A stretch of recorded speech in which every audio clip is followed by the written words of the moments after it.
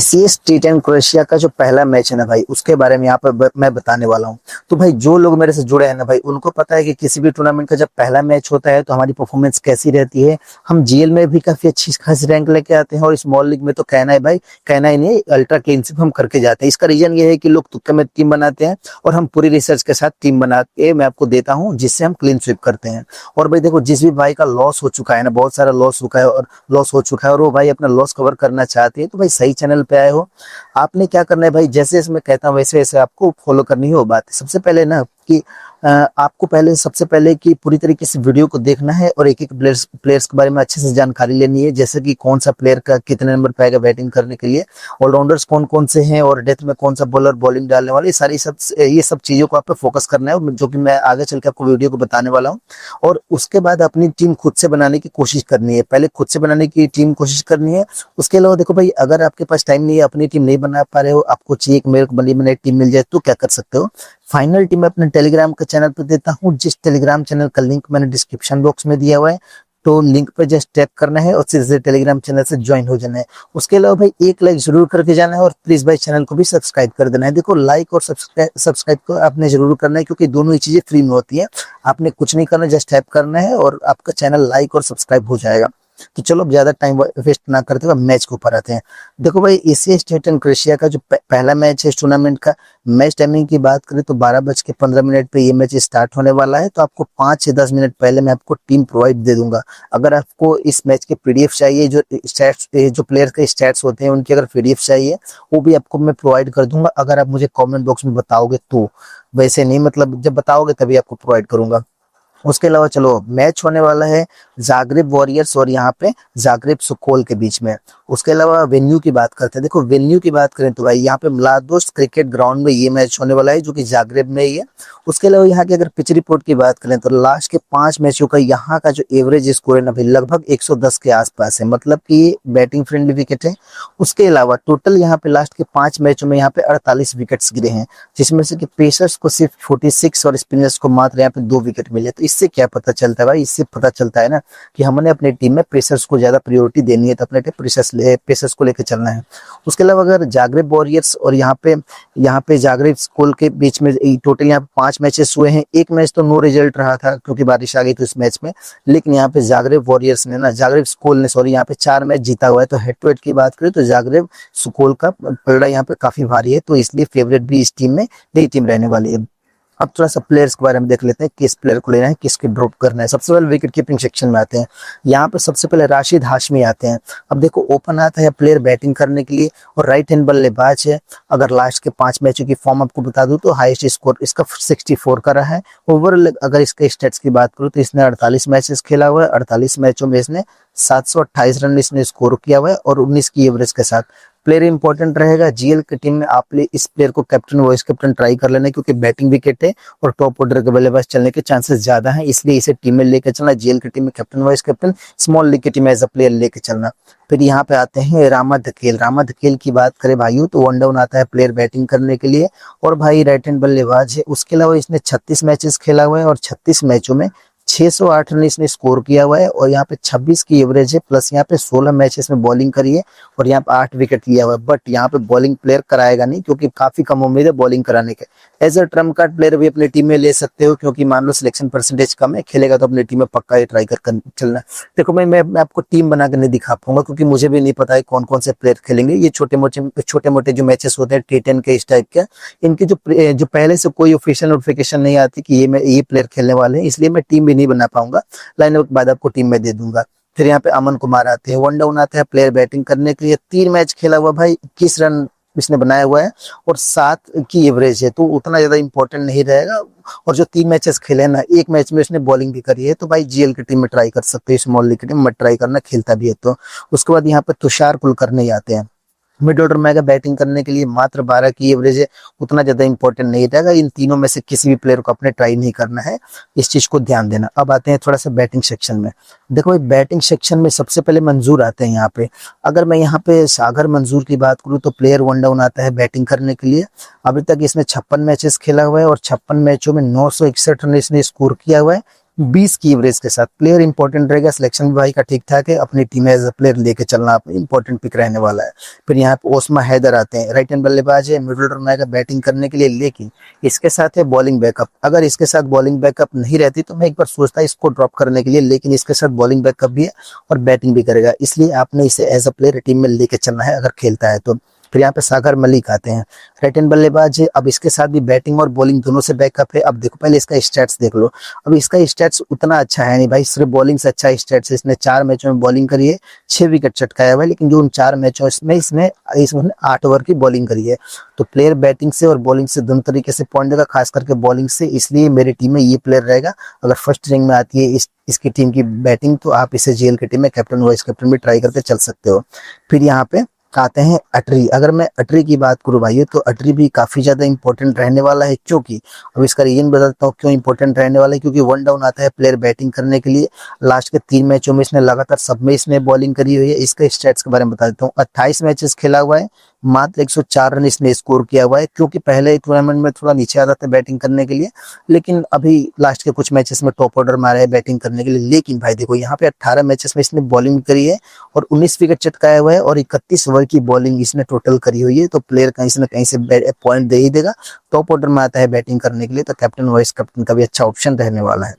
उसके बाद यहाँ फारूकी आते हैं। फारूकी बात करें, बैटिंग ऑर्डर काफी नीचे, लेने से कोई फायदा है नहीं। मोहित कुमार 5वें नंबर पे आते हैं बैटिंग करने के लिए, इसको भी लेने से अपनी कोई टीम में कोई फायदा नहीं। महमूद का भी बैटिंग ऑर्डर काफी नीचे है, इसको भी टीम में लेने से कोई फायदा है नहीं। उसके अलावा यहाँ पे झाली आते हैं। झाली की बात करें तो जीएल की टीम में ट्राई कर सकते हो, क्योंकि 3 या 4 नंबर पे आएगा बल्लेबाजी करने के लिए, तो जेल की टीम में ट्राई कर सकते हो। उसके अलावा यहाँ पे आते हैं पुली बंटी। पुली बंटी की अगर बात करें 5वें नंबर पे आता है बैटिंग करने के लिए, बॉलिंग बैकअप भी नहीं है, इसलिए टीम में नहीं लेना। अब देखो यहाँ का कोई भी ऐसा प्लेयर नहीं है जो कि टॉप ऑर्डर में आता है बैटिंग करने के लिए, जिसे हम ले सके अपनी टीम में। इन सबका बैटिंग ऑर्डर काफी नीचे है, इसलिए इनमें से किसी को भी आपने अपनी टीम में नहीं लेना है। जो प्लेयर लेने वाले थे उनके बारे में मैंने बता दिया है। अब थोड़ा सा आते हैं ऑलराउंडर सेक्शन में। देखो भाई, ऑलराउंडर सेक्शन में सबसे पहले इजाज अली आते हैं, 95% लोगों ने लिया हुआ है। ओपन आता है प्लेयर बैटिंग करने के लिए, मतलब कि बैटिंग पूरी मिलने वाली है। अभी देखो इसके स्टैट्स की बात करूँ, 63 मैचेस इसने खेला हुआ है, 1021 रन इसने स्कोर किया हुआ है, 20 की एवरेज है, प्लस यहाँ से बॉलिंग बैकअप भी है इसके साथ। 55 मैचेस में इसने बॉलिंग करी है, 39 विकेट चटकाया हुआ है और टोटल 88 ओवर की बॉलिंग है। तो प्लेयर बैटिंग से और बॉलिंग से दोनों तरीके से पॉइंट देगा।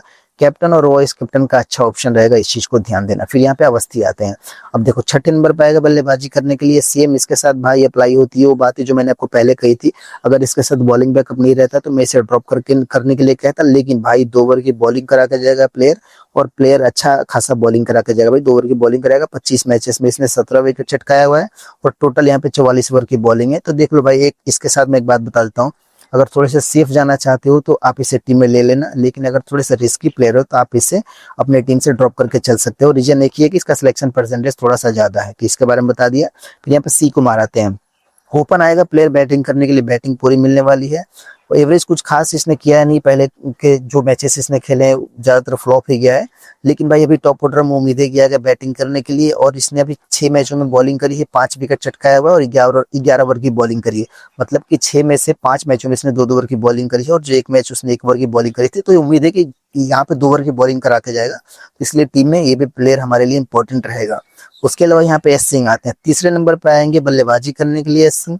उसके अलावा इसके साथ बॉलिंग बैकअप भी है, बैटिंग से और बॉलिंग से कहीं से न कहीं से पॉइंट दे ही देगा। अब देखो बॉलिंग का उतना रिकॉर्ड इसका अच्छा है नहीं, 7 मैचों में 1 विकेट चटकाया हुआ है और 9 ओवर की बॉलिंग करी है। लेकिन सेम इसके साथ ये भी बात है कि 3रे नंबर पर आ रहा है बल्लेबाजी करने के लिए, तो 10 या 15 रन का योगदान दे सकता है, प्लस बॉलिंग बैकअप है तो वहां से पॉइंट देके जा सकता है। अब अगर सिर्फ जाना चाहते हो इसके साथ भी तो रख लेना टीम में, लेकिन अगर थोड़े से रिस्की प्लेयर हो, आपको रिस्क लेना अच्छा लगता है, तो इसे टीम से आप ड्रॉप करके भी चल सकते हो।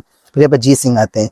मिड ऑर्डर में आएगा प्लेयर बैटिंग करने के लिए, बैटिंग से और बॉलिंग से दोनों तरीके से पॉइंट देगा। 26 मैचेस इसने खेला हुआ है, 12 की एवरेज के साथ स्कोर किया हुआ है, प्लस 22 मैचेस में इसने बॉलिंग करी है। टोटल 33 ओवर की बॉलिंग है और यहाँ पे 17 विकेट चटकाया हुआ है। तो प्लेयर बैटिंग से और बॉलिंग से कहीं से न कहीं से पॉइंट दे ही देगा, इसलिए हमारी टीम में इंपॉर्टेंट रहेगा ही रहेगा। फिर यहाँ पे जी कुमार ठाकुर आते हैं, 7% लोगों ने लिया हुआ है, 6ठे नंबर पर आएगा बल्लेबाजी करने के लिए। अब देखो यहाँ पे जी सिंह से अच्छा ऑप्शन यहाँ पे जी कुमार रहने वाला है, क्योंकि भले इसका सिलेक्शन यहाँ पे 8% है। अब बताता हूँ क्यों रहने वाला है। एक तो 6ठे नंबर पर आता है बैटिंग करने के लिए, लेकिन बॉलिंग के हिसाब से अगर देखोगे ना, इसने 19 विकेट लिया हुआ है 22 मैचेस खेला हुआ है, प्लस यहाँ पे 37 ओवर की टोटल बॉलिंग करी है, तो हुआ कि नहीं अच्छा। और यहाँ पे एवरेज भी ठीक ठाक है भाई की, तो इंपॉर्टेंट प्लेयर ये भी रहेगा जीएल के टीम में, चाहो तो ट्राई करके चल सकते हो। मैं सारे आपको कॉम्बिनेशन बता दे रहा हूँ कि कैसे आप टीम में किस तरीके से ट्राई करके चल सकते हो। फिर यहाँ पे जय सिंह आते हैं। अब देखो जय सिंह हमारे लिए ट्रम्प कार्ड पिक हो सकता है। देखो भाई, एक तो ओपन आता है बैटिंग करने के लिए, और अपने लास्ट मैच में इसने 30 रन की पारी खेली थी, विकेट लेस गया था और 2 ओवर की बॉलिंग करी थी। अगर इसके स्टैट्स की बात करूँ, 2 ही मैच खेला हुआ है, 17 रन इसने स्कोर किया हुआ है। तो भाई देखो लास्ट मैच में जिस तरीके से इसने बॉलिंग से भी बैटिंग से भी पॉइंट दिया है ना, आप चाहो तो अपनी टीम में कैप्टन वाइस कैप्टन जीएल की टीम में ट्राई करके चल सकते हो। फिर यहाँ पे एस हुसैन आते हैं। वन डाउन आता है प्लेयर बैटिंग करने के लिए, बैटिंग से और अब देखो भाई ट्रम्प कार्ड पिक हो सकता है ये, बैटिंग से और बॉलिंग से आपको पॉइंट दे सकता है। लास्ट मैच में 53 रन की पारी, 1 विकेट और प्लस यहाँ पे 2 ओवर की बॉलिंग। और उसके अलावा अगर ओवरऑल इसके रिकॉर्ड की बात करूँ तो इसने 16 मैचेस खेला हुआ है, 16 मैचों में यहाँ पे 327 रन इसने स्कोर किया हुआ है और 36 की एवरेज है, प्लस यहाँ पे 9 मैचों में 13 ओवर की बॉलिंग है और यहाँ पे 7 विकेट्स भी हैं। तो बैटिंग से और बॉलिंग से टॉप ऑर्डर का बल्लेबाज है, तो ये प्लेयर हमारे लिए सिर्फ एज अ प्लेयर भी रख लोगों ने अपनी टीम में, क्योंकि लोगों की टीम में है नहीं। अगर गलती से भी चल गया तो भाई हमारे लिए अल्ट्रा क्लीनशिप करा सकता है ये प्लेयर, और जीएल की टीम में इस प्लेयर को कैप्टन और वाइस कैप्टन ट्राई करके चल सकते हो। ये चौबे आते हैं। अब देखो मिडिल ऑर्डर में आएगा बैटिंग करने के लिए, लेकिन भाई बैटिंग से बॉलिंग से अच्छा खासा आपको पॉइंट देकर जा सकता है। इसने अभी तक 44 मैचेस खेला हुआ है और 44 मैचों में 248 रन इसने स्कोर किया हुआ है, 13 की एवरेज है, प्लस यहाँ पे 40 मैचेस में 28 विकेट है और 70 ओवर्स की बॉलिंग है टोटल। तो भाई ये भी प्लेयर हमारे लिए अच्छा ऑप्शन रहेगा, इस चीज को भी आपने ध्यान देना है। तो यहाँ पे के गुप्ता आते हैं। अगर मैं के गुप्ता की बात करूँ तो भाई देख लो ये भी टॉप ऑर्डर में आता है बल्लेबाजी करने के लिए, लास्ट के 3-4 मैचों में लगातार टॉप ऑर्डर में आया है और भाई लास्ट के कुछ मैचों में इसने बॉलिंग से पॉइंट दिया और बैटिंग से पॉइंट दिया है। तो हमारे लिए ये भी प्लेयर इंपॉर्टेंट रहेगा, टॉप ऑर्डर का बल्लेबाज है। आर खान और यहाँ पे मोहम्मद रियाद को नहीं ट्राई करना है अपनी, क्योंकि बैटिंग ऑर्डर काफी नीचे रहता है और बॉलिंग बैकअप भी नहीं है। अब थोड़ा सा आते हैं, लगभग यहाँ पे सभी प्लेयर्स के बारे में मैंने बता दिया है। अब थोड़ा सा बॉलिंग सेक्शन में आते हैं। देखो बॉलिंग सेक्शन में सबसे पहले यहाँ पे परा कलाम आते हैं।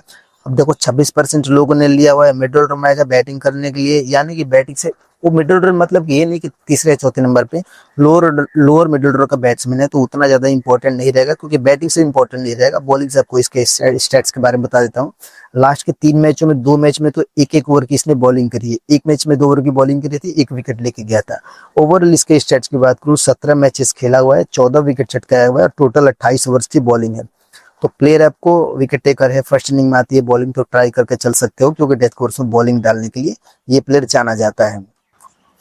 फिर यहाँ पे आते हैं मैकडेलेनिक की बात कीजिए भाइयों तो देख लो 8वें नंबर पे आता है बैटिंग करने के लिए, 17 मैचेस खेला हुआ है, 10 विकेट चटकाया हुआ है, टोटल 18 ओवर्स की बॉलिंग है। प्लेयर देख लो सेम भाई है, सेफ जाना चाहते हो तो ही लेना अपनी टीम में, लेकिन अगर थोड़ा सा रिस्की प्लेयर तो इसको ड्रॉप करके बहुत सारे मैंने ऐसे ऑलराउंडर सेक्शन में प्लेयर्स का नाम लिए जिनको आप अपनी टीम में ट्राई करके चल सकते हो। बहुत सारे ऐसे प्लेयर जिनका सिलेक्शन काफी कम था और काफी अच्छे थे वो प्लेयर। फिर यहाँ पे साजिद खान आते हैं, 7वें नंबर पे आएंगे बल्लेबाजी करने के लिए, 24 मैचेस में 14 विकेट हैं और यहाँ पे 34 ओवर की टोटल बॉलिंग है। इसके साथ भी मैं सेम ही बात कहूंगा भाई, बहुत सारे ऐसे प्लेयर हैं ऑलराउंडर सेक्शन में जिसको अपनी टीम में ट्राई करके चल सकते हो। फिर हम मोहम्मद नाबिल आते हैं। अगर मैं यहाँ पे नाबिल की बात करूँ तो भाई बैटिंग ऑर्डर काफी नीचे रहता है। अब बात तो भाई जाहिर सी है कि बैटिंग ऑर्डर नीचे रहेगा ही, बॉलिंग सेक्शन में प्लेयर का नाम है और बॉलिंग से भी उतना खास बॉलिंग करेगा नहीं, इसलिए मैं अपनी टीम में इस प्लेयर को नहीं ट्राई करूंगा, ना ही आपको बताऊंगा कि ट्राई करो इसको। फिर यहाँ पे नारायण चंद्रा आते हैं। अब देखो 8 मैचेस खेला हुआ है, 4 ओवर की बॉलिंग है, सॉरी 4 विकेट है और यहाँ पे टोटल 12 ओवर्स की बॉलिंग है। तो ना ही पूरी ओवर की बॉलिंग करेगा, ना ही विकेट टेकर प्लेयर है, फिर लेने से कोई फायदा है नहीं।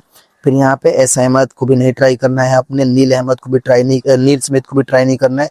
कोई भी प्लेयर आपके लिए इनके नीचे इंपॉर्टेंट नहीं रहेगा। तो मैंने आपको सभी प्लेयर्स के बारे में बता दिया है, खास करके अपने ज्यादातर प्लेयर ऑलराउंडर सेक्शन से लिए हैं। बहुत सारे ऐसे प्लेयर हैं जिनका सिलेक्शन काफी कम था पर है बहुत ही अच्छे वो, जैसे कि एस अहमद, ए चौबे, के गुप्ता, तीनों ही प्लेयर टॉप ऑर्डर के बल्लेबाज हैं, इनका सिलेक्शन भी काफी कम है।